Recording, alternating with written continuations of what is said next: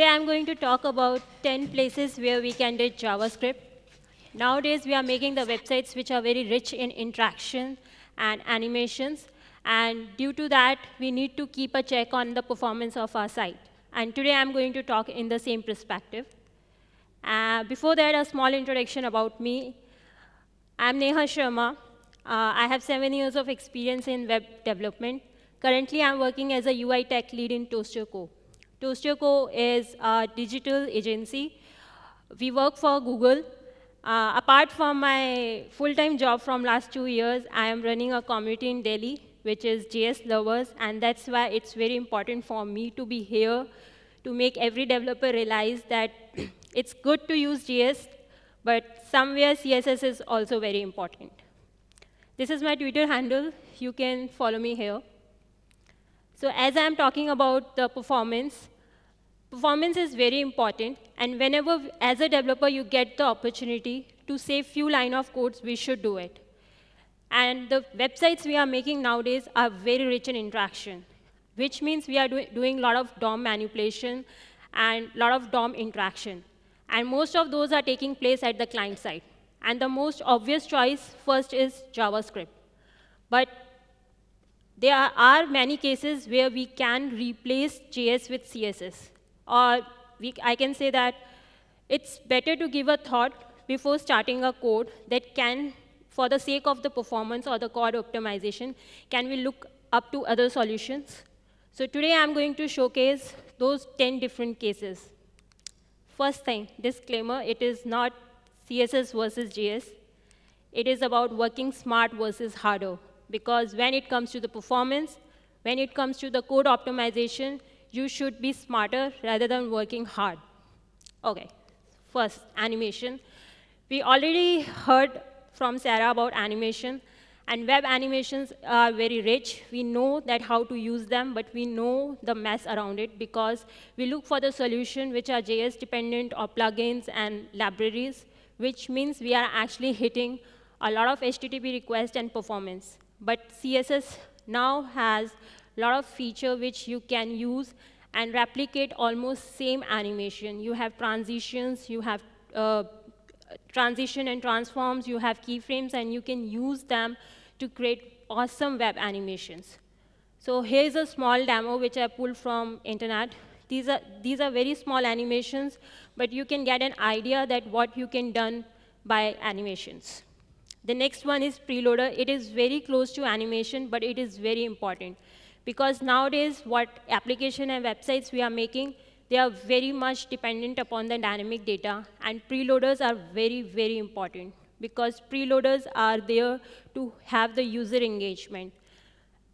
Initially, we used to have preloaders by Flash, GIF, or by other libraries plugins. But you can avoid everything, and you can make preloaders through CSS only. Saving those 4 lines of code and libraries and plugins, you are actually doing a very good job for sake of performance.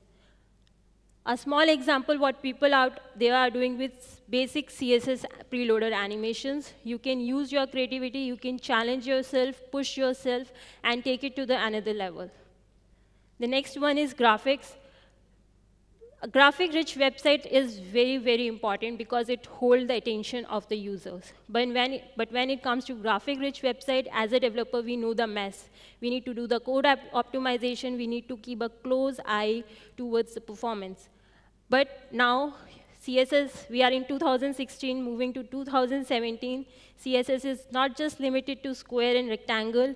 You can make circles by using border radius. You can make different shapes by using transform properties. There is translate, there is scale, skew, rotate, 2D, 3D, and SVG is there. You can make a lot of things through CSS. So before starting with graphics, take a look at CSS. So again, there is a small example. This is a very small example where we are doing the animation, and all shapes are done by SVG. So example for you guys, so that you can push yourself again. Carousels. So we know carousel is very important for web, but we know the mess around it. It's about creating custom code. It's about libraries, plugins, a lot of dependency. But now you can keep all those aside, and you can just use few line of code, and you are up with your basic carousel. A lot of people out there are already making such carousel which are 100% CSS based. So it's nothing new, it's just we need to take a pause and think again. A small example what people out are there doing with CSS carousels. The next is vertical alignment. So sounds very simple, but developers know it's very tricky when it comes to make alignment vertical align on the browser. So when we say that you need to make alignment vertical align on the browser, most of the people look up to JavaScript or other solutions to make it happen. But you can totally avoid that, because now CSS is already giving you that support. There is no magic, there is no trick. Simple transform property is there, and you can use it. As well as the Flexbox, you can use that also. So again, same thing, you can still avoid a lot of such things. Page layout. So in the morning, we had the first session on the same. We used to have page layouts based on the floats, but now we are into the responsive era where we need to handle a lot of devices, a lot of responsive layouts. But handling those multiple screen size, multiple device, and handling that content, and especially dynamic content, it's like a mess for us. And again, we look up to the solutions which can handle all those dynamic content and control the bleeding of the content. But now, again, you can avoid that, because CSS give you Flexbox, and through Flexbox, you can create your own grid system without dependent upon some other solution. Flexbox give you the whole power to control the order of your columns, the gutter space at runtime. You can also align your elements and control the flow of your column. So this is about the page layout. This one is my favorite, because I'm not so good in maths.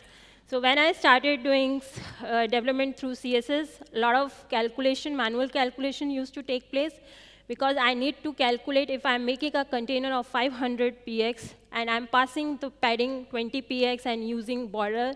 So I need to calculate of what size my element would be.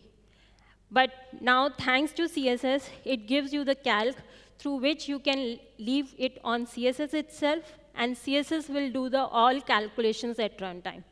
This is a very small example which I'm saying, but think in the perspective of responsiveness. Responsive websites in which we have to calculate at the runtime the dynamic values of the containers and everything. In that use case, it's the most useful thing. So the small example which I was mentioning, where I used to pull my hair, you can easily do it by CSS. Just put it on CSS. You don't need to do anything. The next thing is cover background. Everyone loves the website which has full background image. But the struggle is, when you are dealing it with responsive site, you need to dependent upon the solution which on the runtime can calculate the screen size and re-render that image. Again, you are going towards different solution, but now CSS give you a one line of code through which you can just leave it on CSS. Here is a small example through which you can just pass CSS cover background property, and the CSS itself will handle image at different screen size. OK, so most of the developers assume that CSS is very simple. It only used for color property change and font size. They think that CSS doesn't has that power. But you can use CSS processors which unleash the power of CSS and give you a lot of help. Already there is Sass, Less, and Stylus. You can go and you can actually amazed by the power of these preprocessors. The last one is on the same note of preprocessor. The Sass give you the functions like each, if conditional, if else, condition statement, list, and all that. Yeah, it's clear. So a small demo I made in which I used the list, I used each, I used if else, condition. And you can see that it saves me a lot of time, and also unleashing the power of CSS, what I can do it by this. OK, So this is from my side, guys. I hope when next time you will start your new project or module, you will take a pause and think that if I can do it by CSS. If yes, do tweet me, do let me know. We can have a coffee together. If not in India, then on Twitter itself. Thank you, guys.